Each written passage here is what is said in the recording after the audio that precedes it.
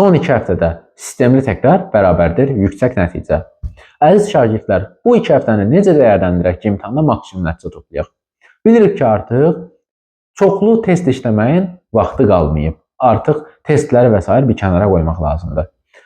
Deyəcəyim 3 qayda ilə, hətta 2 qayda ilə çox rahat şəkildə bu 14 günü tam produktiv şəkildə istifadə edə bilərsiniz.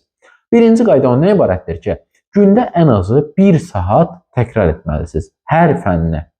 Hər fənni 1 saat təkrar etdikdə artıq 14 günə bütün keçdiklərinizi təkrarlaya biləcəksiniz.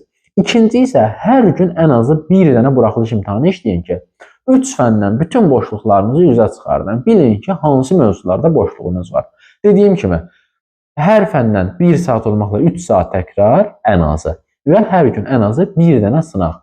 Bunları etsəniz 14 gündə maksimum nəticəyə yaxınlaşa bilərsiniz. Növbəti videolardan xəbərdar olmaq üçün kanalımızı izləyə bilərsiniz. Sağ olun, hər kəsə uğurlar.